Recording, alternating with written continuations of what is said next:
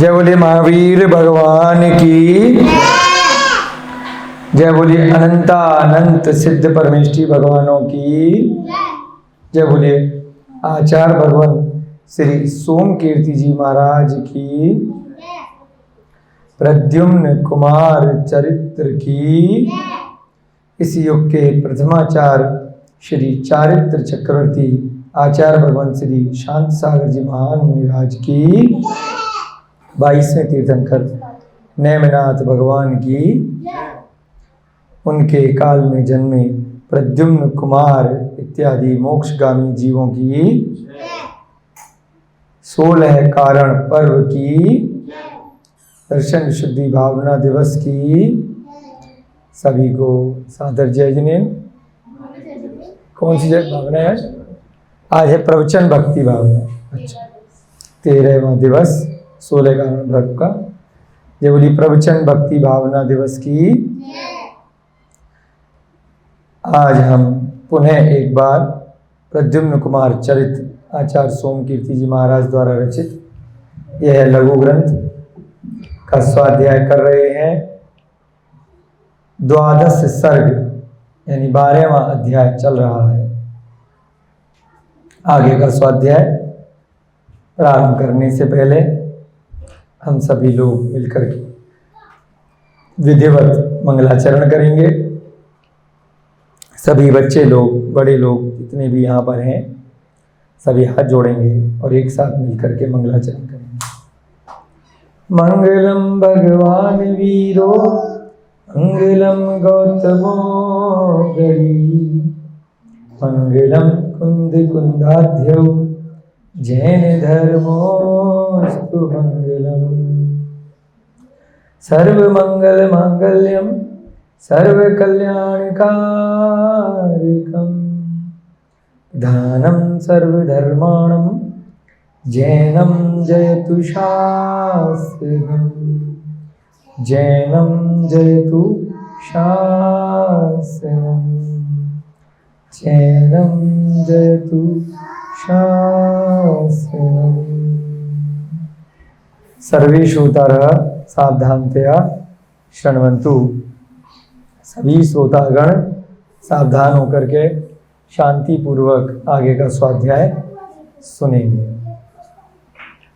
कल तक की कक्षा में हमने देखा कि प्रद्युम्न कुमार का पूर्व भव का जो भाई रहा है मनुष्य पर्याय में कैटप का जीव, वह स्वर्ग से अवतरित होकर के श्री कृष्ण के पुत्र के रूप में आ गया है।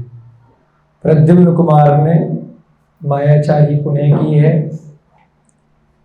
श्री कृष्ण जी चाहते थे कि सत्यभामा के गर्भ से उसका अवतरण हो, उसका जन्म हो, परंतु प्रद्युम्न कुमार ने एक तीसरी रानी जाम्बुवती को माया से सत्यभामा बना दिया और सत्यभामा के गर्भ से वह कैटप का जीव पुत्र के रूप में जन्म लिया।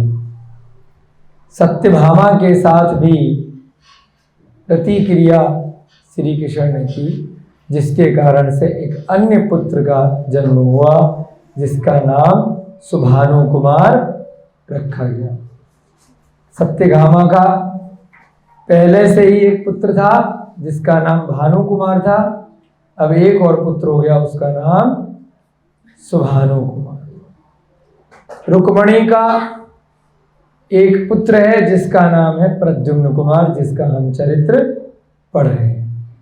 जाम्बुवती का जो पुत्र हुआ उसका नाम रखा गया शंभु कुमार। सारे नाम बार बार रिवाइज करते चलते हैं जिससे कि आप सभी लोग उसे स्मरण में रख सकें। क्या क्या नाम बताए? रुक्मणी के पुत्र का नाम प्रद्युम्न कुमार, उसकी जो सौतन है सत्यभामा, उसके 2 पुत्र भानु कुमार और सुभानु कुमार। तीसरी जो रानी है जाम्बुवती, उसका पुत्र शंभु कुमार। एक दिन ये जो नए बच्चे पैदा हुए हैं, सुभानु कुमार और शंभु कुमार, ठीक है ना, ये भी युवा हो गए और श्री कृष्ण की राज्यसभा में जा पहुंचे। वहां पर पांडव लोग और बलदेव इत्यादि जुआ खेल रहे थे। जुए को यहां पर क्या बोला है? द्यूत। जुआ खेल रहे थे, अच्छी बात नहीं है जुआ खेलना, परंतु वे लोग मनोरंजन के लिए खेल रहे थे।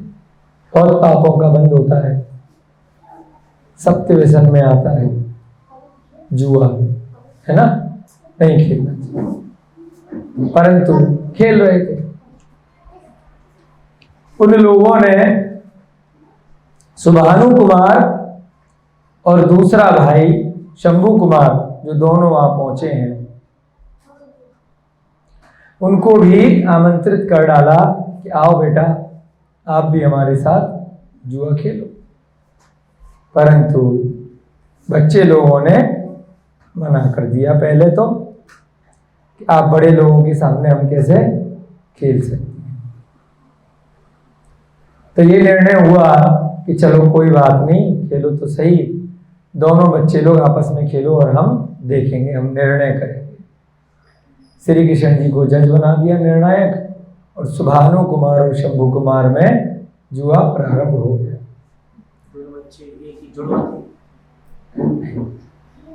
सुभानु कुमार है सत्यभामा का पुत्र और शंभु कुमार है जाम्बवती का पुत्र, ठीक है ना। इसीलिए प्रतिदिन स्वाध्याय प्रारंभ करने से पहले कहते हैं सभी श्रोतागण एकाग्रचित्त होकर के सुने, इधर उधर मन को नहीं भटकाएं, है ना। सब बच्चे लोग भी, बड़े लोग भी बड़े ध्यान से सुने। सांसारिक बातों के लिए तो बाकी के 23 घंटे हैं पूरे दिन, कोई दिक्कत नहीं है, 1 घंटे ध्यान से सुनेंगे, ठीक है ना। क्या कहा? श्री कृष्ण जी को निर्णायक बना दिया और उन दोनों बच्चों के मध्य में जुआ प्रारंभ कर। प्रद्युम्न तो पहले से ही उस सभा में था, अब तो बड़ा हो चुका है। ये दोनों बच्चे पहली बार आए हैं युवा अवस्था में, बाकी के प्रद्युम्न इत्यादि श्री कृष्ण, बलदेव, पांडव लोग वहां सभा में पहले से बैठे थे। प्रद्युम्न का किसके साथ अधिक मोह है इन दोनों में से? सुभानु के साथ या शंभु के साथ? शंभु के साथ, क्योंकि शंभु का जो जीव है वही कैटप का जीव है, और कैटप से पहले अग्निभूति वायुभूति के रूप में तब भी भाई था। तो पूर्व भवों के मोह के कारण से, वैसे गलत है पर को मोह नहीं करना चाहिए, लेकिन जब तक शरीर है आत्मा में, जब तक मोक्ष नहीं हुआ तब तक किसी न किसी कारण से आपको पूर्व भव के संस्कारों से किसी से भी मोह हो जाता है। और यहाँ तो उसको पता ही चल गया है कि पूर्व भव में हमारा भाई रह चुका है कई कई भवों तक, तो इस कारण से उसके साथ वह पक्षपात करता है। कल की भी कक्षा में आपको बताया गया था, शाम की कक्षा चल रही थी बच्चों के लिए, कि एक अच्छे राजा को कभी भी पक्षपात नहीं करना चाहिए। अंग्रेजी में उसे बोलते हैं बायस्ड डिसीजन। क्या बोलते हैं? बोलो बच्चों, बायस्ड। हाँ, माने पक्षपात। किसी के साथ आपकी सेटिंग है, रिश्वत ले ली, या रिश्तेदार है, या दोस्त है, या परिवार का सदस्य है, या किसी अन्य कारण से वह आपको अधिक लुभा रहा है, पसंद आ रहा है, तो इसलिए गलत होते हुए भी उसका पक्ष लिया और दूसरा व्यक्ति सही है फिर भी उसके विरुद्ध निर्णय दे दिया, तो इसे कहते हैं पक्षपात पूर्व रवैया, है ना। पर्वत और नारद और वसु की कल कथा भी बताई थी, छोटी सी, है ना, शाम की कक्षा में। तो पक्षपात रूप निर्णय लेने से वो घोर पाप होता है। फिर भी यहाँ पर क्या कर रहा है प्रद्युम्न? कर रहा है, पिछले भवों का पुण्य चल रहा है, खींच रहा है उसको, कोई दिक्कत नहीं है, कौतूहल कर रहा है। पक्षपात के कारण से उसने माया के द्वारा अपने भाई, जो पूर्व भव का भाई है, भाई तो दोनों हैं अभी इस भव में, है ना, एक जाम्बुवती का पुत्र है और एक सत्यभामा का पुत्र है, पिता एक ही है। एक पिता होने की दृष्टि से भाई तो दोनों हैं, परंतु उसके बाद भी एक भाई का पक्ष ले रहा है और दूसरे का नहीं ले रहा है, ये भी बड़ी गड़बड़ हो जाती है ना, समझ रहे हैं। तो यहां पर उसने क्या किया, माया से शंभु कुमार को जिताना प्रारंभ कर दिया। उसके बाद 1 कोटि मुद्राएं उसने जीत ली और शर्त क्या रखी, आगे का जुआ तब होगा जब पहले बेटा इतनी मुद्राएं लेकर के आओ। अब बच्चा कहाँ से लाएगा, पिताजी तो जज है, जज से थोड़ी ना पैसे मांगेगा। दोनों पिताजी के ही बेटे हैं, एक बेटा हार गया वो भी कहेगा लाओ पिताजी, दूसरा बेटा आ गया वो भी कहेगा पिताजी लाओ। तो दोनों के केस में पिताजी हारते रहेंगे, जबकि वो तो जज है ना, कहेंगे अच्छा जुआ खेल रहे हो, मुझे ही पैसे देने पड़ रहे हैं। तो इसलिए क्या निर्णय हुआ, भैया अपनी अपनी मम्मी से लेके आना पैसे, जो हारेगा उनकी माँ पैसे देगी। मैडम कह रही है माँ को भी तो वही दे रहे, वो तो दे चुके हैं ना, उनकी हक का उन्हें मिल गया, तो उनके पास रिजर्व फंड है, वो उसमें से दे रही है ना, दे चुके हैं ना उनको, तो माँ को तो बाद में लेगी तब देखा जाएगा।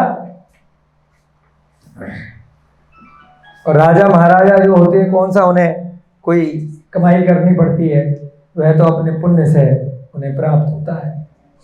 तो यहाँ पर सत्यभामा के पास में संदेश पहुंचा कि ऐसे ऐसे आपका पुत्र 1 करोड़ मुद्राएं हार गया है, आपको देनी है।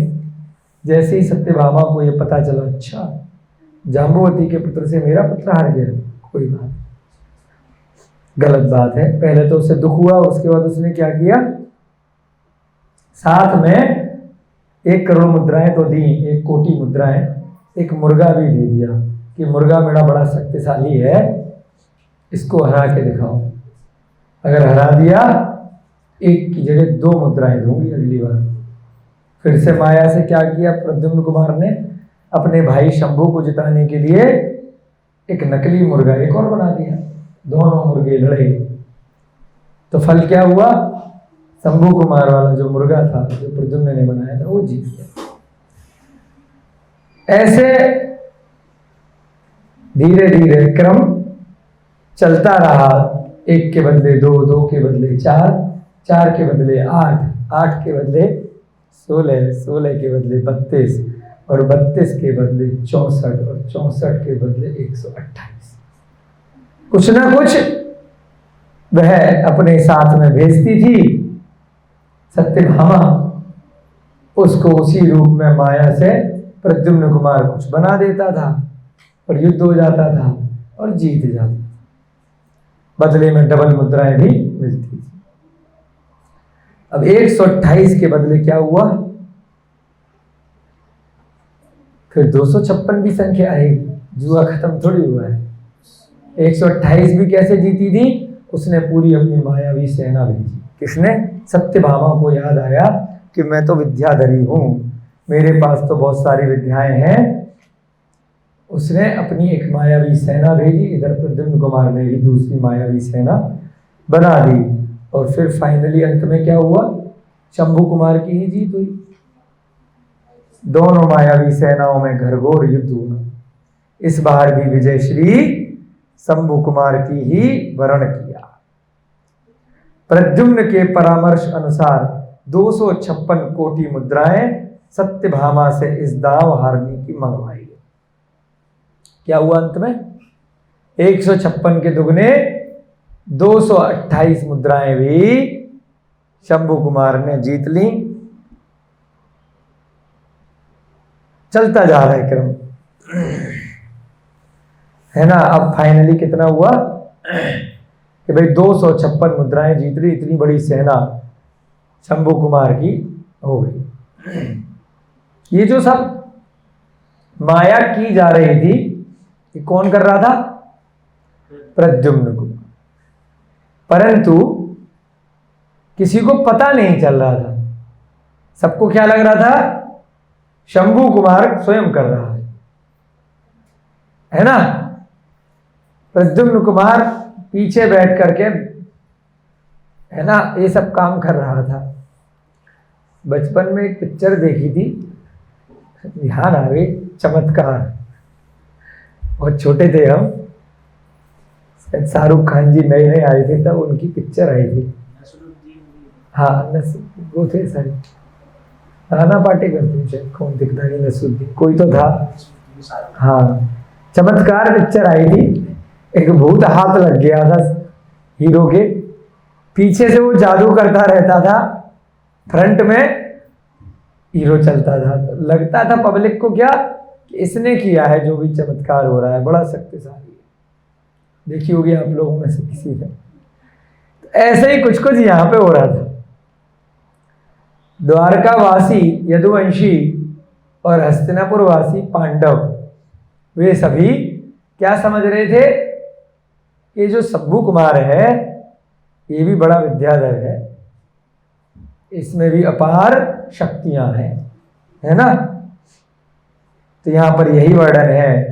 तत्पश्चात बलभद्र युधिष्ठिर, बलभद्र कौन है? श्री कृष्ण जी के बड़े भाई हैं। युधिष्ठिर कौन है? पांडवों के बड़े भाई हैं। आदि राजागण ने श्री कृष्ण से प्रार्थना की कि समस्त जो शंभू कुमार के समस्त कृत्य हैं वह अमानुषी हुए हैं। कैसे हुए हैं? अमानुषी माने साधारण मानव वाले कृत्य नहीं है।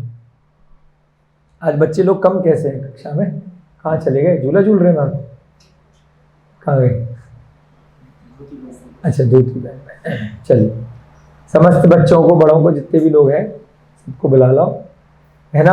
आगे का अध्याय चालू हो चुका है। तो क्या कहा युधिष्ठिर ने और बलभद्र ने? बलभद्र कौन है? बलभद्र कौन है? श्री कृष्ण जी के बड़े भाई हैं। बलराम भी उनको बोल देते हैं। उनका नाम बलभद्र कैसे? ये 63 सलाका पुरुषों में नाम आते हैं, पद है, एक नारायण का और एक बलभद्र का। प्रतिनारायण जिससे युद्ध होता है वो होते हैं बलभद्र, और नारायण भाई होते हैं। नारायण यहां पर इस भाव में कौन है? श्री कृष्ण है। और बलभद्र कौन है? उनके भ्राता श्री बलराम। राम और लक्ष्मण भी बलभद्र और कौन थे? नारायण। लक्ष्मण नारायण थे और राम बलभद्र थे। ठीक है ना। एक समय में ये होते हैं, दोनों भाई होते हैं, बलभद्र और नारायण। तीसरे प्रतिनारायण होते हैं जिनको नारायण युद्ध में हराता है। इस प्रकार से एक 24 यानी कि एक अवसर्पणी काल में, जो वर्तमान का अवसर्पणी काल है उसमें चतुर्थ काल में, और उत्सर्पणी काल जो अगला आएगा उसके तृतीय काल में 24 तीर्थंकर होंगे, नारायण भी होंगे, प्रतिनारायण भी होंगे, बलभद्र भी होंगे और कामदेव भी होंगे। ये सभी मिलाकर के कितने हो जाएंगे? 63 सलाका पुरुष एक बार में होते हैं। कितने? 63। ठीक है ना। तो यहां पर प्रतिनारायण कौन था? जरासंध, है ना। अभी आएगा आगे की चर्चा। प्रतिनारायण को जब हराते हैं तब चक्र रत्न नारायण को मिलता है। पहले चक्र प्रतिनारायण के पास में होता है। राम की कथा में प्रतिनारायण कौन था? राम।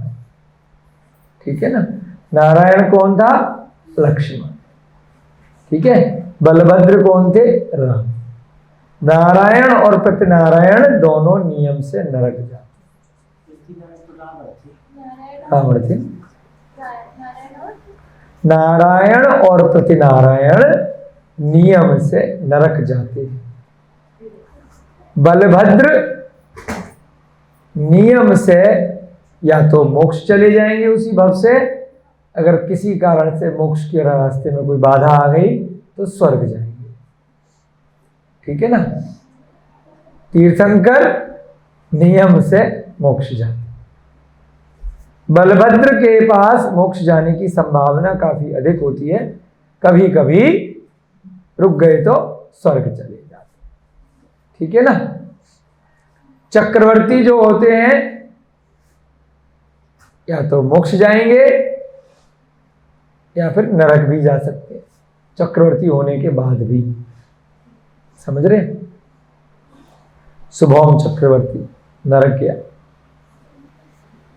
है ना, और भी कई चक्रवर्ती नरक गए।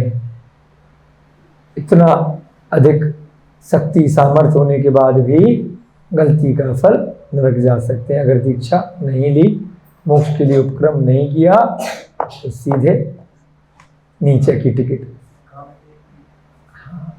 कामदेव मोक्ष भी जा सकते हैं, कामदेव नरक नहीं जाते, अभी तक सुना नहीं हमने, है ना। चलिए यहां पर क्या बात आई है। बलभद्र थे और युधिष्ठिर थे। आदि राजागण ने श्री कृष्ण से प्रार्थना करी कि शंभु कुमार के समस्त कृत्य अमानुषी हुए हैं, अतएव इसे परिपक्व बनाइए। तात्पर्य कि ये बड़ा ही इतनी कम उम्र में एक बार भी जुए में नहीं आ रहा, और उसके बाद जुए के बहाने से इसने इतनी सारी विद्याओं के माध्यम से इतनी बड़ी सेना को भी हरा दिया। तो इसका मतलब इसको भी पूर्व जन्म से बहुत सारी विद्याएं हैं, परंतु ऐसा उल्लेख नहीं आता। समझ रहे। देखिए 16 साल के ही थे अभी प्रद्युम्न कुमार, कुछ वर्ष और हुए होंगे। ठीक है। अब ऐसा उल्लेख कहीं पर भी नहीं आता कि पिछले भव में आप स्वर्ग से आए हैं तो इस भव में आपको स्वर्ग से विद्याएं आ जाएंगी। समझ रहे। केवल एकमात्र तीर्थंकर के लिए अपवाद आता है कि उसको गर्भ से अवधि ज्ञान प्राप्त हो। विद्याएं तो उनके पास भी नहीं होती, वैक्रियक रिद्धि, अन्य अन्य विद्याएं। ठीक है ना। देव लोग उनको आकर के सहायता करें, विद्याएं दे दें किसी कारण से, वो बात अन्य है। अभी तक जो शंभु कुमार है उसने ऐसा कोई कार्य नहीं किया है जिससे कोई दैवीय विद्या उसको प्राप्त सीधे सीधे हुई हो, परंतु प्रद्युम्न कुमार अपनी विद्याओं से उसकी सहायता कर रहा है। जैसे प्रद्युम्न कुमार ने जाम्बुवती को अपनी विद्याओं से सहायता करके विक्रिया के माध्यम से सत्यभामा का रूप बना दिया था कि कोई भी इस मुद्रिका को ग्रहण कर करके कोई भी रूप आप बना सकते हो। ठीक है ना। जाम्बुवती के पास स्वयं से विद्याएं नहीं थी। ऐसे ही शंभु कुमार के पास ध्यान रखिएगा, स्वयं की विद्याएं नहीं है, वो तो पीठ पीछे रह करके प्रद्युम्न कुमार अपनी विद्याओं से उसकी मदद कर रहा है। ऐसे ही हम और आप अगर पिछले भव में कभी पता नहीं अगर स्वर्ग से आए भी होंगे तो सब कुछ भूल गए हैं। न अवधि ज्ञान है, न कोई निमित्त ज्ञान है, न कोई जाति स्मरण है ना, न कोई ऐसी अपार बल शक्ति है जिसके कारण से जो चाहे वो हो जाए, जिसके मन में क्या चल रहा है वो जान ले। वर्तमान में हम सभी लोगों की यहाँ पर कुछ न कुछ सीमाएं हैं। मनुष्य पर्याय में आए हैं, पिछले भवों का सारा ज्ञान भूल चुके हैं, क्योंकि वो सारा ज्ञान कैसा था, शरीरवत ज्ञान था, इंद्रियवत ज्ञान था, इंद्रिय और मन की अपेक्षा से था।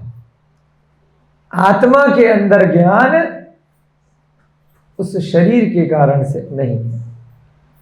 देवताओं को अवधि ज्ञान क्यों है? क्योंकि उनको विक्रियक शरीर है, उस गति की अपेक्षा से है, देव गति की अपेक्षा से। समझ रहे हैं? अवधि ज्ञान, मने परे ज्ञान और केवल ज्ञान प्रत्यक्ष ज्ञान होते हैं, आत्मा से सीधे होते हैं। समझ रहे हैं? मति और श्रुत ज्ञान अप्रत्यक्ष ज्ञान है, बुद्धि से है। पिछली मेमोरी एक दिन पहले की आपको याद है? कल की याद नहीं है?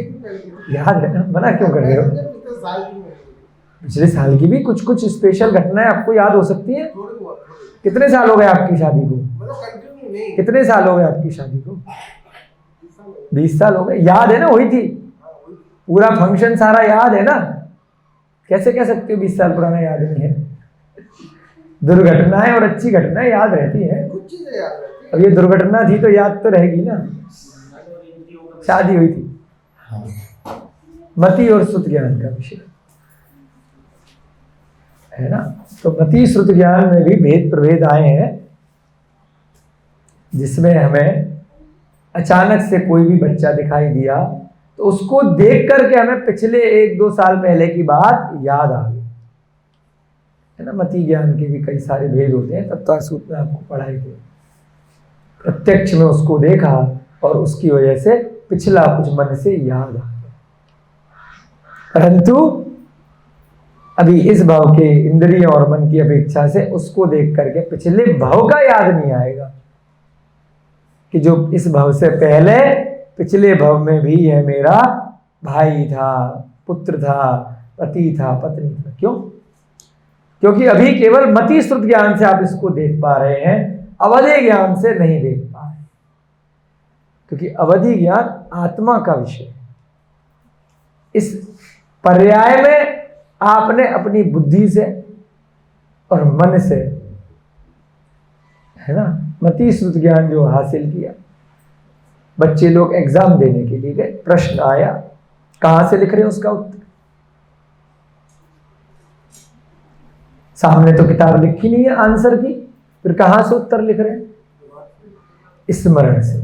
एक दिन पहले जो पढ़ा था, 10 दिन पहले जो पढ़ा था, स्मरण से। ये भी मति ज्ञान का ही भेद है कि कुछ दिन पहले का आपको स्मरण में रहा। ठीक है ना।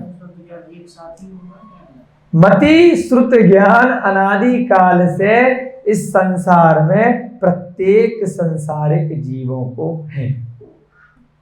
चींटी को भी है, स्थावर जीवों को भी है। समझ रहे? भूमि का एक, जल का एक, वनस्पति का एक, अग्नि का एक, वायु का एक, इन सब को भी मति और श्रुत ज्ञान अनादि काल से है भैया जी, छूटे नहीं। ठीक है ना। साधारण श्रुत ज्ञान है उनको। श्रुत ज्ञान भी 2 प्रकार से होता है। हम जो पढ़ रहे हैं द्वादशांग जिनवाणी का श्रुत ज्ञान, एक है साधारण श्रुत ज्ञान। साधारण श्रुत ज्ञान क्या होता है? श्रुत की अपेक्षा से कि पहले का कुछ सुन रखा है। उसका एक उदाहरण आमतौर पर आता है,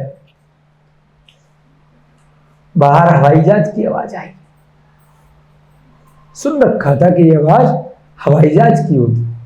अरे हवाई जहाज निकला है, देखा आपने? नहीं देखा। फिर कैसे पता चला हवाई जहाज निकला है? आवाज।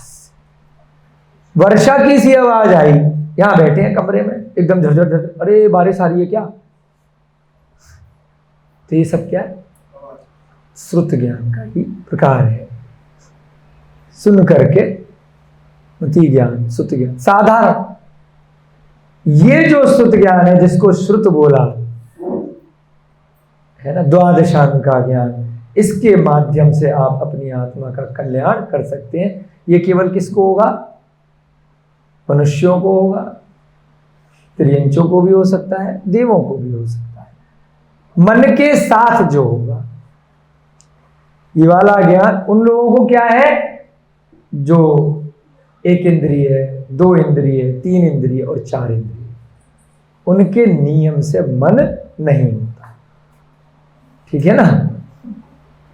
मच्छर मक्खी के मन नहीं होता, चींटी के मन नहीं होता, पेड़ पौधों के मन नहीं होता, है ना। पेड़ पौधे, लट, पिपील, भ्रमर और स्थावर जीव। भौरा यानी कि जो तितली हुए, मच्छर मक्खी हुए इत्यादि, चींटी जो रेंग करके चलती हैं, मधुमक्खी वगैरह, इन सब के उसमें भ्रमर आदि में आ गए, जो कीट पतंगे हैं सारे। केवल असंगीय जीवों में कुछ बचे, बहुत थोड़े से, सरी, सर्प इत्यादि बहुत कम होते हैं। असंगी पंचेंद्रियों के भी मन नहीं होता। असंगी माने असैनी, असैनी माने मन रहित। मनुष्यों के और बड़े वाले जो पशु पक्षी हैं, इन सब के मन होता है। देवों के भी मन होता है, नारकियों के भी मन, पंचेंद्रिय होते हैं देव और नारकी भी, ठीक है ना। तो क्या कहा, ये जो बात है श्रुत परंपरा, श्रुत पंचमी, कहां से शब्द आया, श्रुत पंचमी। इस श्रुत ज्ञान की बात हो रही है, द्वादशांग के ज्ञान की। यह हम जैसे विरले जीवों को होने की संभावना रहती है। हो सकता है जो मनुष्य पर्याय में अच्छे से स्वाध्याय कर रहे हैं, समूह सरल में सीख रहे हैं, जिनवाणी को पढ़ रहे हैं, ठीक है ना। तो इसलिए हम बड़े भाग्यशाली हैं, है ना। तो विद्याएं इत्यादि प्राप्त हो सकती हैं, ठीक है ना, परंतु जन्म से मनुष्य पर्याय में नहीं होती।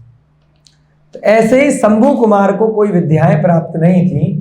प्रद्युम्न कुमार ने जब विद्याधरों के यहाँ रह रहा था, कनकमाला और काल संवर के यहाँ, वहां अपनी शक्ति के माध्यम से 16 लाभ और 2 विद्याएं प्राप्त करी थी। विद्याधर के जो जीव हैं, इसका एक अपवाद ये भी है, जो विद्याधर हैं, जो विजयार्थ पर्वत की श्रेणियों में जन्म से जन्म लेते हैं, उनको कुछ विद्याएं वहां जन्म के कारण से प्राप्त होती, इसलिए उनका नाम क्या पड़ा, विद्याधर। जैसे सत्यभामा है, कालसमर है, उसकी पत्नी कनकमाला है, उसके अन्य पुत्र हैं। कुछ साधारण विद्याएं उनको वहां जन्म से प्राप्त होती है, जैसे उड़ सकते हैं प्रत्येक जीव को विद्याधर, तभी उन्हें विद्याधर बोला। विद्याधर के सभी जीव चाहे तो पूरे 2.5 द्वीप में भ्रमण कर सकते हैं, सुमेरु पर्वत की जब चाहे वंदना कर सकते। जैसे हनुमान जी थे, पवन पुत्र बोलने में आ गया, आकाश में पवन के पुत्र, अच्छा, आकाश में उड़ते थे। कैसे उड़ते थे, विद्याधर थे। रावण है विद्याधरों का राजा था, इसलिए आकाश में उड़ता था, इसलिए उसके पास पुष्पक विमान था, है ना। इतनी बड़ी लंका में आकाश मार्ग से पहुंच गया, ठीक है ना। पवन पुत्र कहने में उनके पिता का नाम भी पवन था, परंतु उड़ते इसलिए थे क्योंकि विद्याधर थे। अंजना के पुत्र थे, विद्याधरों के नगर में जन्म हुआ था। बिल्कुल कहीं भी आ सकते हैं, हाँ कहीं भी जा सकते हैं, परंतु 2.5 द्वीप के बाहर नहीं जा सकते। मनुष्य हैं, विद्याधर मनुष्य ही हैं। मनुष्य हैं तो मानुषोत्तर पर्वत के बाहर नहीं जा सकते, सुमेरु पर्वत के ऊपर नहीं जा सकते, बस वहीं तक सीमा है।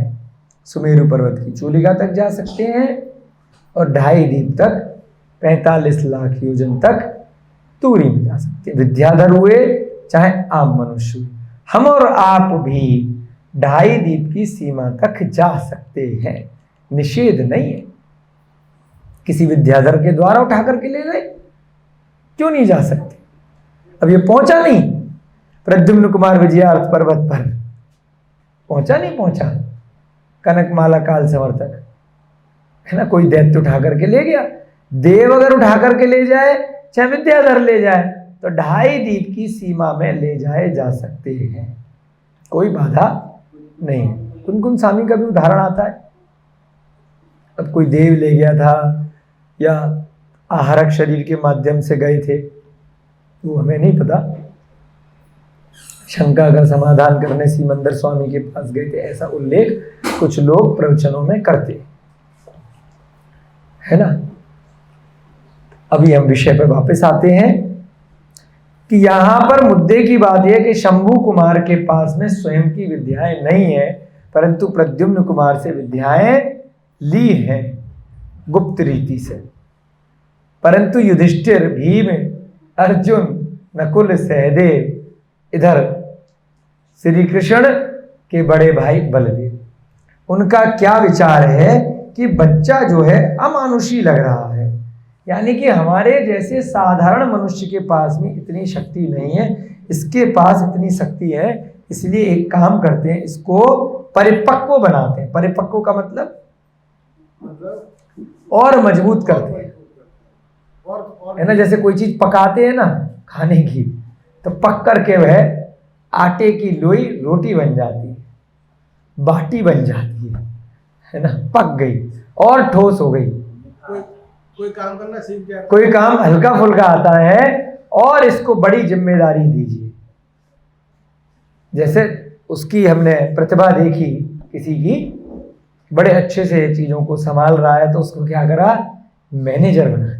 स्पेशलिस्ट। अच्छा टीचर था, उसको लगा कि और इसको प्रिंसिपल बना देते कुछ दिन के लिए, कुछ समय के लिए, और अगर उस दिशा मतलब उसको और रेस्पॉन्सिबिलिटी देते हैं जिससे कि और पक्का होगा, अग्नि पे तपाया जाएगा, अगर जो है ठस हो गया तो वापस बुला लेंगे, नहीं तो और पक्का होकर के और सीनियर बनाएंगे, ठीक है ना। परिपक्व बनाइए। जूनियर से पहले प्रमोशन किया, प्रमोशन से अगर वो घमंड में आ गया तो भैया ठीक, डिमोशन, है ना। परिपक्व का तात्पर्य ये होता है, ठीक है ना। मनुष्यों में, बच्चे में आपने प्रतिभा देखी, इसको और जिम्मेदारी देते हैं, ठीक है बच्चा अच्छा काम कर रहा है, चलो मेरे कार्यालय में मेरी सहायता करो, व्यापार में सहायता करो। 1 घंटे के लिए आप लंच पे गए तो उसको पीछे से देखा कि मेरे पीछे से इसने व्यापार ठीक से किया या नहीं किया। अगर गड़बड़ी करी, कुछ दबा लिया पैसा, आपको तो सब पता है, आप देख रहे थे ना, चेक कर रहे थे। या सौदा अच्छे से नहीं किया तो उसको सिखाएंगे, समझाएंगे, या ज़्यादा गड़बड़ियां करी तो वापस नीचे ले आएंगे। ऐसे चेक करते हैं, फिर धीरे धीरे अच्छा किया, कुछ दिन उस पद पे छोड़ेंगे, फिर और अच्छा किया तो और पद बढ़ाएंगे। तो श्रेणी ऐसे ही स्कूल में होता है, पहली क्लास, दूसरी क्लास, तीसरी क्लास। पहली क्लास में जो फर्स्ट आ गया तो उसको पहली क्लास में थोड़ी ना छोड़ेंगे, दूसरी में गए, जरूरी नहीं है दूसरी में भी फर्स्ट आ जाए। दूसरी में उसे घमंड हो गया कि पहली क्लास में फर्स्ट आया था, इस कारण से बहुत परेशान करना शुरू कर दिया, तो दूसरी में फेल कर देंगे। अभी बेटा अभी पढ़ो, अभी पहली क्लास में ही या दूसरी क्लास में दोबारा पढ़ो, कंपार्टमेंट आइए। तो यहां पर क्या किया, सब प्रियजनों का आग्रह देखकर, अच्छा सब लोग कह रहे हो चलो परिपक्व बनाते हैं, श्री कृष्ण ने, अरे ये क्या कर दिया, हम तो अंदाजा लगा रहे थे। श्री कृष्ण ने 1 मास के लिए शंभू कुमार को राजा बना दिया। बताओ सीधे कि चलो तुझे चेक करते हैं। वही पिक्चर याद आई थी ना, चमत्कार। अभी पीछे तो बैकग्राउंड में कोई और था, हैं प्रद्युम्न कुमार, राजा किसे बना दिया फ्रंट में, शंभू कुमार को, कि हर बड़ा ये तो राज, हम अब क्यों बनाया राजा कि हम थोड़े फ्री हो जाएंगे, हमें प्रतिदिन की यहाँ पर जो सभा चलानी पड़ती है, इतने लोगों को, इतना अमानुषी व्यक्ति है, तो इसको 1 महीने के लिए राजा बना देते हैं। उल्लेखनीय बात यह है, हमारे हिसाब से वह राजा के योग्य नहीं है। अभी तक की घटना जो हमने पढ़ी है, या तो उसको राजा बनाया और पीछे उसके सिंहासन के हर समय प्रद्युम्न कुमार बैठा रहे, जो भी वो कार्य कर रहा है 24 घंटे उसके आगे पीछे घूमे, तब तो ठीक है। जैसा उस पिक्चर में वो भूत हमेशा घूमता रहता था, है ना। अगर थोड़ी देर के लिए वो भूत इधर उधर हुआ तो हो सकता है उसको घमंड में आ जाए क्योंकि उसके अभी वो योग्य नहीं था। वो जो भी जुए में जीता, जो भी सत्यभामा की चीजों को हराया, वह पीछे से उस समय प्रद्युम्न कुमार उसको सहायता कर रहा था। तो चलिए क्या किया फिर, फलतः वह दूसरे दिवस से ही सिंहासन पर विराजमान हो गया। अब कहानी नई शुरू हो रही है धीरे धीरे। कहानी में बार बार एंटरटेनमेंट पूरा है, ट्विस्ट। इसीलिए प्रथमान योग के माध्यम से धर्म साथ साथ चलता रहता है, बोरिंगनेस नहीं आती। अगले दिन ही उसको तो खुश हो गया, अरे वाह मेरे भैया धन्यवाद। अपना पिछला अवधि ज्ञान तो वो अभी भूला हुआ है ना, क्योंकि तीर्थंकर का जीव तो है नहीं है, वह पिछले से स्वर्ग से आया, इसलिए पहले बता गया था कि भैया मैं तुम्हारा भाई हूं और अभी तो मेरे को अवधि ज्ञान है, तो सेटिंग करके रखना, बता देना बाद में, तो मेरी सहायता करते रहना, जीवन भर मुझे खींचते रहना गाड़ी लेकर के। दूसरे दिन उसको सिंहासन पर बिठा दिया। तब बलभद्र, पांडव आदि राजाओं तथा भानु, प्रद्युम्न, सुभानु आदि भ्राताओं अर्थात सबने उसे नमस्कार किया। हे भगवान, पद के आगे तो सबको झुकना पड़ेगा। कौन कौन नमस्कार कर रहा है? बलभद्र ने भी नमस्कार किया, है ना, प्रद्युम्न ने भी नमस्कार किया, सिखा रहे हैं ना उसको। पांडव भी, जबकि इतने बड़े बड़े है ना, उन्होंने भी नमस्कार किया। और भानु और सुभानु जो सत्यभामा के पुत्र हैं, उन्होंने भी नमस्कार किया, सबने नमस्कार किया। वह 3 खंड पृथ्वी का स्वामी बन गया। हे भगवान, एक समय में 2 राजा नहीं रहते। श्री कृष्ण जी भी सिंहासन से उतर गए 1 महीने के लिए कि चेक करते हैं। जैसे गद्दी पे लाला, अभी हमने उदाहरण दिया ना, बेटे को बिठाता है युवराज बना करके कि बेटा पीछे से कपड़े तू बेचियो, है ना, 1 हफ्ते की छुट्टी पे जा रहा हूँ, लंच पे जा रहा हूँ, तो वह बच्चा गद्दी पे बैठता है, संभालता है पीछे से, क्या दिक्कत है। लेकिन अगर अच्छा बच्चा है तो जैसे पिताजी कार्य करते थे उन्हीं के अनुरूप सीख लेकर के करता है। जो बदमाश है अपने दिमाग से उस विपरीत चलता है ना। देखते हैं यहां पे कैसा बच्चा निकलता है। 3 खंड पृथ्वी का स्वामी वह बच्चा बन गया। उसने कुछ किया था क्या? उसके लिए पुण्य से मिल गया, लॉटरी लग गई। वर्तमान में ऐसा हो जाता है, प्रधानमंत्री के बच्चे को पब्लिक मान लेती है कि ये तो बच्चा होएगा ही होएगा, उसकी ट्रेनिंग ठीक से हुई नहीं, उसने योग्यता दिखाई नहीं, इसलिए क्या होता है बाद में इलेक्शन में हार जाता है। तो यहां पर लॉटरी सिस्टम नहीं होता। उसको भी इसलिए बनाया गया था कि उसको लगा था लोगों को ये बहुत ही अमानवीय है, इसने जो सत्यभामा के सारी मायाओं को हराया है, मतलब उससे भी श्रेष्ठ है, इसलिए बनाया था। लोगों को धोखा हो गया था कि पीछे से प्रद्युम्न कुमार का इसमें हाथ है। अदरवाइज क्या होता है, जितने भी पुराने राजा महाराजाओं की कहानियां रही हैं, अगर पुत्र योग्य है, पहले देखा जाएगा ज्येष्ठ पुत्र, बड़ा ज्येष्ठ पुत्र वास्तव में अन्य पुत्रों से योग्य है, तभी उसको बनाएंगे। अगर वह योग्य नहीं है तो कोई जरूरी नहीं है कि उसे बनाया जाए, है ना। भगवान राम भरत को राज्य देने के बाद जंगल क्यों गए थे? उनके लिए वनवास कैकेयी ने नहीं मांगा था। पद्म पुराण के अनुसार, टीवी पे प्रचलित कथाएं कुछ भी हो, कैकेयी ने भगवान राम के लिए वनवास नहीं मांगा था, मात्र भरत के लिए राज्य मांगा था। क्यों मांगेगी? भरत के लिए राज्य मांगा था। कारण क्या था कि दशरथ को वैराग्य हो गया था, अब योग्य पुत्र हमारा बड़ा पुत्र राम का राज्याभिषेक हो गया था, अब बच्चा राज्य संभालेगा, हमारा यहाँ क्या काम है, क्यों टाइम खराब करेंगे। तो वह दिगंबर दीक्षा लेकर के वन को जा रहे थे। सब पूरी तैयारियां हो गई थी। पहले के राजा महाराजा इतने सालों तक चक्कर में नहीं पड़ते थे।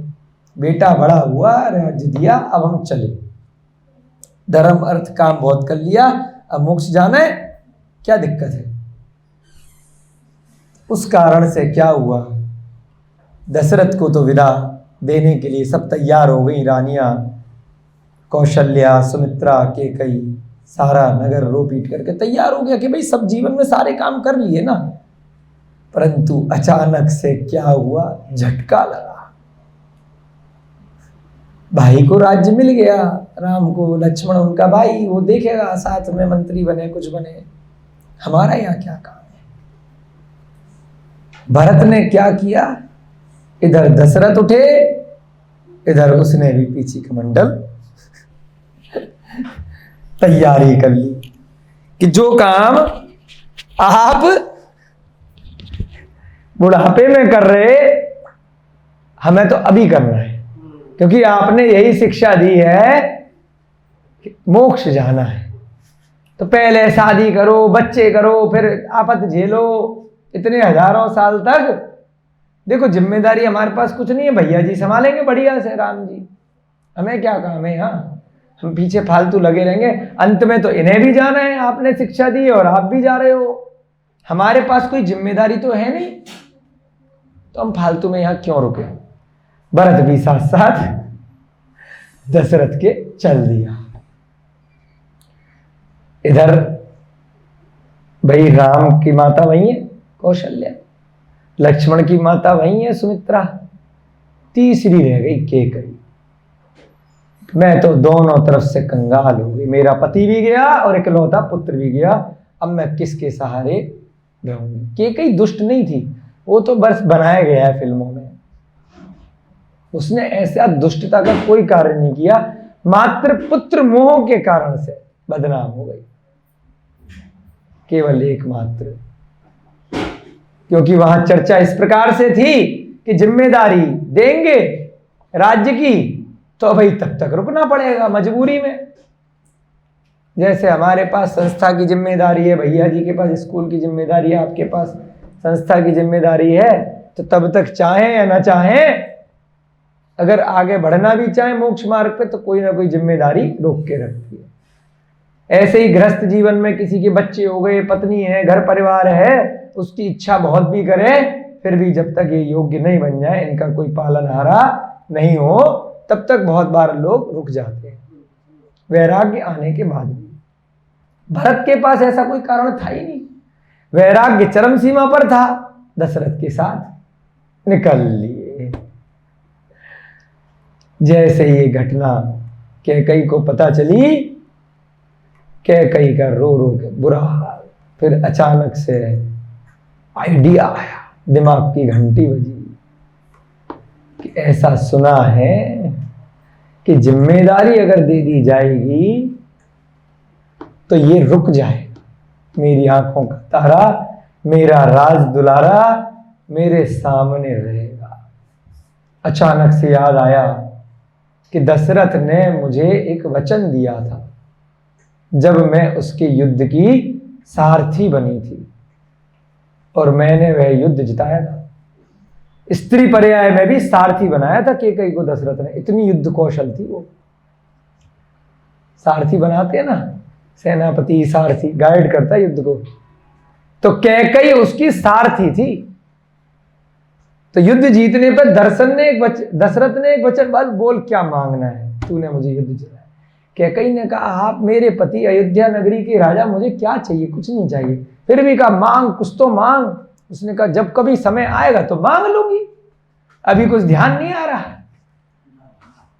अचानक से दिमाग की घंटी बजी, अरे कई वर्षों पहले उन्होंने कहा था। आज मांग लेती हूँ। अब ऐसा पहले कभी सोचा नहीं था, परंतु क्या हुआ, अरे क्या वचन मांगती हो कि इसको इस राज्य की जिम्मेदारी दे दो, तो कम से कम भरत छोड़ करके नहीं जाएगा, आप तो जा रहे हो, कोई बात नहीं, है ना। उसने बस एक वचन चलते चलते रोक दिया दशरथ को कि मुझे एक वचन दिया था आपने। उन्होंने कहा, बोल बेटा क्या मांग रही हो, मुझे याद है। धरती इधर हो जाए, प्राण जाए पर वचन न जाए, रघुकुल रीत सदा चला है।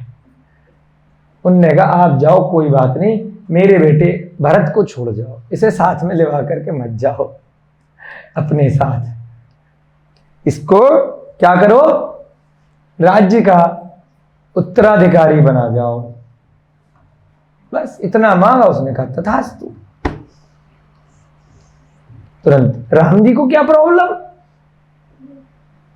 वो तो राम जी को कोई प्रॉब्लम तो है नहीं।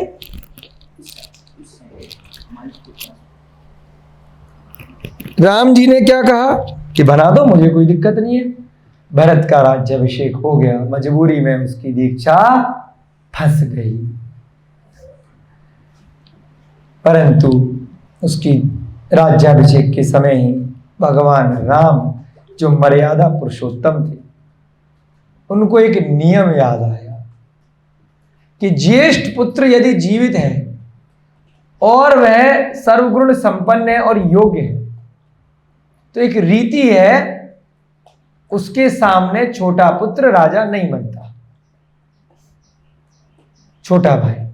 तो इस कारण से उन्होंने स्वयं से वनवास लिया, कौशल्या को बोल करके कि हम अब यहां पर राज्य नहीं कर पाएंगे, क्योंकि यहां पर छोटे भाई भरत को राज्य, हमारा अनुज है, कोई दिक्कत नहीं है, हम उसे सिखा रहे हैं, सीखा हुआ है, हम अभी कहीं और जा रहे हैं, और जब योग्य स्थान मिल जाएगा, जब हम वहां के अनुकूल अपना राज्य बना लेंगे, फिर अब माता तुम्हें ले जाएंगे। कौशल्या को ऐसा वचन दे करके चले गए। इधर जो केकई पहले रो रही थी, अब रोने कौन लग गई, कौशल्या के साथ वही एपिसोड हो गया। उसका पति दशरथ चला गया, बेटा चला गया। इधर लक्ष्मण जी ने टांग पकड़ ली कि भैया जहां जाओगे हम भी साथ में जाएंगे। इधर सीता जी ने हाथ पकड़ लिया, मेरा पति जहां जाएगा मैं भी वहीं जाऊंगा। तीनों निकल लिए। तो ये घटना है पद्म पुराण की, सत्य घटना है, यहां प्रसंग आया है इसलिए आपको बता रहे हैं। यहां पर क्या घटना है कि प्रद्युम्न ने, बाकी लोगों ने, खाली एक माह के लिए बात है ना, तो एक महीने के लिए थोड़ी ना जंगल जंगल जाके खेलेंगे, इसलिए उनको राजा बना दिया शंभू कुमार को। और उनकी दृष्टि है कि देखना भी तो है, सीखना सिखाना भी तो है। परंतु वहां क्या घटना थी, वहां जब भरत को राजा बनाया था तो ज्येष्ठ पुत्र चला गया था, ठीक है ना। फिर सीता का अपहरण हुआ, वो सब मार्ग में वनवास के दौरान हुआ। ऐसी घटना नहीं आती कि कैकेयी ने वनवास मांगा हो कि आप इस पुत्र को तो राज्याभिषेक करो और दूसरे पुत्रों को घर से निकाल दो, ऐसा नहीं आया। ऐसा भी उल्लेख आया है कि कैकेयी को जैसे ही पता चला कि ये लोग चले गए हैं, उनको मनाने के लिए कैकेयी गई भी, है ना, आगे 2-3 दिन बाद पहुंची भी अपने घोड़े पे सवार होकर के, परंतु उन्होंने नीति के अनुसार आने से मना कर दिया, ठीक है ना। ये नीति नहीं है, इस कारण से जब समय आएगा तब हम आएंगे, ठीक है ना। फिर अंत की घटना भी बस आपको बता देते हैं, फिर आगे का स्वाध्याय जारी रखेंगे। काफी आगे बढ़ दिया कि जब रावण को हरा करके वापस अयोध्या राम जी इत्यादि पहुंचे, जिस दिन को आप लोग दीपावली वगैरह भी बनाते हैं, उस समय फिर फाइनली भरत कुमार इंतजार कर रहे थे, आ गए भैया, वो इधर पहुंचे। अगले दिन वो फिर कमंडल लेकर के निकल लिए, बस वो इंतजार कर रहे थे भैया का भाग में कब जाओ, कोई भी राज्य समान है। एक भरत चक्रवर्ती आदिनाथ के पुत्र थे, घर में वैरागी, और ये भी भरत भगवान, ये भी मोक्ष गए हैं, ये भी भरत भगवान ही है, ठीक है ना, राम के भाई, ये भी मोक्ष गए। ये भी घर में वैरागी थे, तैयार बैठे रहते थे कब पीछे कमंडल हाथ में लगे और कब मोक्ष जाऊं। बहुत अच्छे से उन्होंने पीछे से राज्य का संचालन किया जब तक बड़े भाई वापस नहीं आए, ठीक है ना। अब यहाँ पर घटना जल्दी जल्दी से आगे बढ़ाते हैं, अन्य विषय कई बार काफ़ी सारे हो जाते हैं आप लोगों के लिए। राज्य में नहीं बैठे, नहीं राज्य संभाला, सिंहासन में बैठे। बिल्कुल राज्य संभाला, पीछे से कहीं आता है खड़ा हो रख के संभाला, इत्यादि चीजें भी आती हैं। चलिए आगे बढ़ते हैं। शंभू कुमार ऐश्वर्य पाकर अपने पर नियंत्रण न रख सका, मुद्दे की बात, जिसके लिए शायद ये कथा इधर उधर से समझा रहे थे। फोकट का राज्य मिल गया ना, शक्ति सामर्थ्य नहीं थी, पीछे से कोई और हेल्प कर रहा था, चीटिंग करके किसी ने किसी को पास करा दिया एग्जाम में और उसको डिग्री मिल गई, चाहे आईएएस की डिग्री मिल गई, चाहे डॉक्टर की डिग्री मिल गई, चाहे इंजीनियर की डिग्री मिल गई, तो बाद में वो क्या करेगा, बिल्डिंग गिराएगा ना। ये रिजर्वेशन कोटे में आकर के डॉक्टर बन गया, बाद में उल्टे सीधे इंजेक्शन लगाएगा ना। चीटिंग कर ली, फर्रे से एग्जाम पास हो गए तो बाद में गड़बड़ करेगा। तो शायद इस लाइन से यही तात्पर्य निकल रहा है, इसीलिए इतनी देर तक आधे घंटे बैकग्राउंड बनाया कि चीटिंग करके अपने पुत्र को, किसी प्रिय जो आपका स्टूडेंट हो उसको आगे मत बढ़ाओ, बाद में वो अन्याय ही करेगा। अपने पर नियंत्रण न रख सका, वह इंद्रिय सुख के लिए लंपट बन गया। लंपट शब्द का प्रयोग किया है। लंपट माने बहुत ही मायाचारी और इंद्रियों के विषय में बहुत ज्यादा पागलपन है ना, बहसी, बहसी क्या बोलते हैं ना, वहशी बन गया, मतलब दुष्ट बन गया।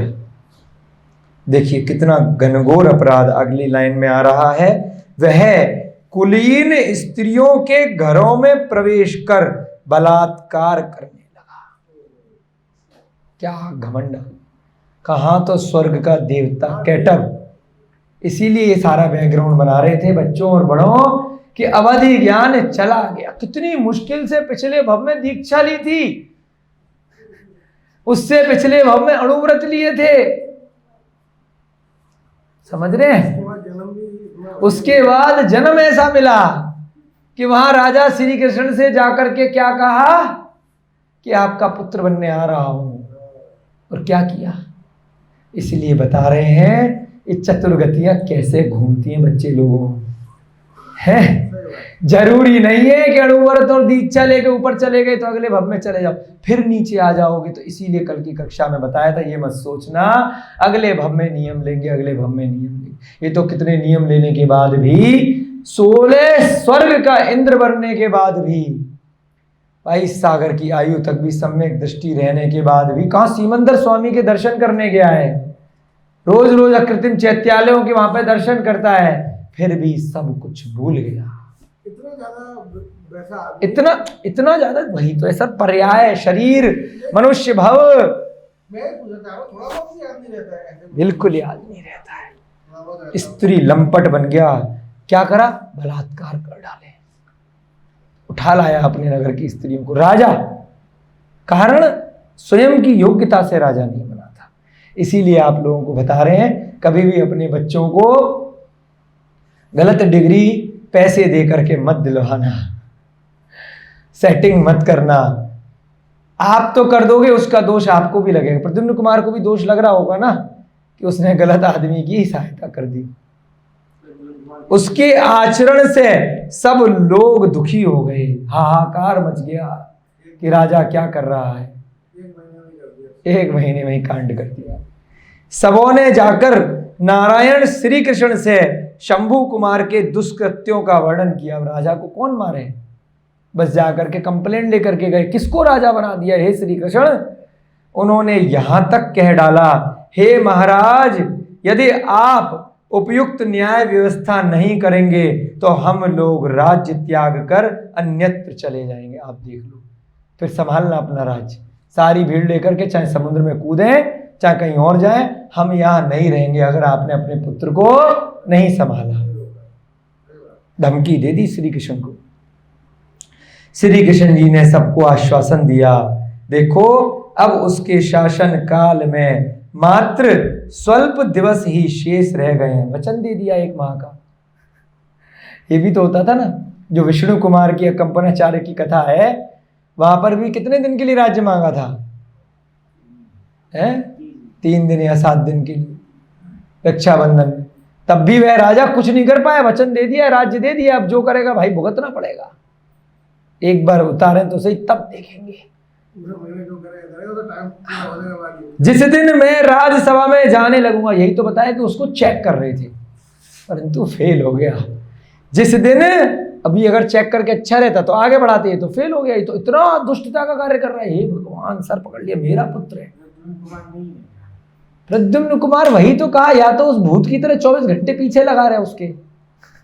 उसने राज्य दिया, अपने काम में लग गया। तक खबर नहीं पहुंची कि ऐसा पता नहीं उन तक खबर पहुंची नहीं पहुंची, आगे पढ़ेंगे। जिस दिन मैं राज्यसभा में जाने लगूंगा, आप चिंता ना करो, उस दिन से आपके समस्त कष्टों का निवारण हो जाएगा। एक बार बस 2-4 दिन रह गए हैं, आप अभी राज्य छोड़ करके सारे लोग मत भागो। कहां से लाऊंगा इतनी पब्लिक, किसका संचालन करूंगा जब पब्लिक ही नहीं रहेगी। मास अवधि समाप्त होने पर श्री कृष्ण राज्यसभा में जा पहुंचे। अब संभाला, आ बेटा। 1 महीना हो गया। उन्होंने शंभू कुमार को प्रताड़ित कर कहा, दे लात। हमारे स्कूल में ऐसी मारते थे, दे डस्टर डंडी से। उसको खूब कोड़े लगवाए, प्रताड़ित किया उसको, खूब मार पिटाई करी। क्या बोले? रे मलेच्छ, मलेच्छ बोला उसको, अपने पुत्र को। ये नहीं कि पुत्र के साथ मोह है, राजा थे, द्वारकाधीश थे। ऐसा नहीं है पुत्र ने जो किया गलत भी किया, उसके लिए हम जज से सेटिंग करेंगे। चल रहा है ना अभी आजकल। पुत्र ने अगर कोई भी करप्शन किया, कुछ भी किया, तो उसको छुपाएंगे। पहले के राजा ऐसे नहीं करते थे। क्या कहा? सबके सामने मारा और कहा, हे मलेच्छ, तुझे अब निमिष मात्र भी मेरे राज्य से निकल जाना चाहिए। राज्य से निकाल दिया, कहीं और रहे, ध्यान ही रखें। एवं ऐसी जगह शरण लेनी चाहिए जहां से तेरा नाम भी मुझे सुनाई ना दे। क्या बोला? अपने ही पुत्र को निकाल डाला। कहां? तो उस पुत्र की आकांक्षा से 3 दिन तक रेवतक पर्वत पर क्या क्या किया था, हैं? सत्यभामा, कभी जाम्बुवती, कहा उसको राज्य दे दिया जुए में। अरे क्या मेरा पुत्र, क्या किया? उसको घर से, राज्य से निकाल दिया। श्री कृष्ण ने उसको तांबूल के 3 बीड़े दिए कि भाई अब कुछ तो पैसे चाहिए। पैसे के रूप में क्या दिया? 3 पान दिए। 3 तांबूल माने पान, कि यही तेरी संपत्ति है, जिन्हें खाकर वह राज्यसभा से बहिर्गमन कर दिया गया। कितनी बेइज्जती करके पूरी राज्यसभा से, अपने ही स्वयं का पुत्र। ऐसे होते हैं न्यायप्रिय राजा, है ना। ऐसा कार्य कोई प्रजा में भी करता तब भी उसको निकालते ना, काला मुंह करके गधे पे बैठा करके। तो स्वयं के पुत्र ने अगर किया है तो उसके लिए क्षमादान नहीं है। देश से निकाल दिया, राज्य से, कि भैया यही तेरी संपत्ति है, ये 3 पान खा और फूट यहां से, शक्ल मत दिखा दियो। ऐसी जगह जाइयो जहां से तेरा नाम भी यहां तक ना आए। इसलिए कहा कि किसी भी अपने दोस्त को, मित्र को अपनी शक्ति से मत जिताना। उस समय अब वो तो चला गया। अब पीछे बैकग्राउंड में बेचारा कौन था जिसकी वजह से सारा कांड हुआ था? कौन था? प्रद्युम्न। ना वो माया रचता, ना वो जुए में जीतता, ना उसको राजा बनाते, और ना ही वो ऐसा दुष्कृत्य करता, क्योंकि अभी तो उसकी खेलने कूदने की उम्र थी, है ना। बच्चे को तुमने इतना बड़ा बना दिया माया से, तो खेल गया वो। अब प्रद्युम्न बेचारा बता तो पा नहीं रहा पिता को कि मैंने किया था। क्या पूछा? प्रद्युम्न ने अपने पिता से हाथ जोड़ करके जिज्ञासा करी, हे तात, शंभू कुमार का सभा में अब कभी आगमन हो सकेगा या नहीं? पूछ लिया जब निकाल दिया, भगा दिया, कि बता दो मेरा भाई है, पीछे से मैंने माया करी थी, बता दो किसका, कभी आएगा वापस या नहीं आएगा, या परमानेंट निकाल दिया द्वारका से।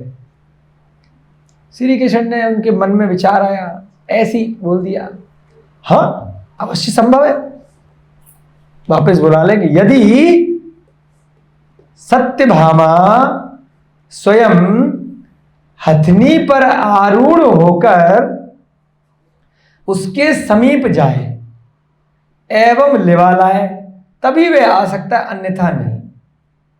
सत्यभामा उसकी मां तो है नहीं, मां कौन है? जाम्बुवती। मतलब ऐसे ही तुक्का मार दिया कि सत्यभामा के पुत्र को उसने हराया है, सुभामु कुमार को। सत्यभामा तेरे पे नाक रगड़ने क्यों जाएगी? है ना, माया से तूने सत्यभामा को हराया है। तो बिल्कुल ऐसी अतिशयोक्ति कर दी, ना सिर ना पैर, है ना कि भाई जैसे बोलते हैं ना, गधे के सर पे वो सींग होंगे तो ये होगा, वो कभी होगा ही नहीं 3 काल में, है। तो मतलब ना तो ऐसा कभी होगा और ना कभी वह आएगा। तूने पूछा तो हमने कह दिया। तात्पर्य क्या था? वो कभी भी द्वारका में वापस नहीं आएगा, क्योंकि गधे के सर पे कभी सींग नहीं होंगे। क्योंकि सत्यभामा क्यों हथनी पे बैठा करके उसको लेकर के आएगी? है, जिसके पुत्र को उसने हराया है वो जाएगी, नाक रगड़ेगी और जो है अपने हथनी पर बिठा करके लाएगी, अन्यथा नहीं। अब आगे देखते हैं क्या करेगा। सत्यभामा स्वयं जाए, हथनी पर आरूढ़ होकर उसके समीप जाए और उसे बिठा करके ले आए, तब वह आ सकता है, अन्यथा नहीं। ऐसी शर्त लगा दी। वही मेरे मन में, यही मेरे मन में विचार आ रहा है कि वो फिर करेगा।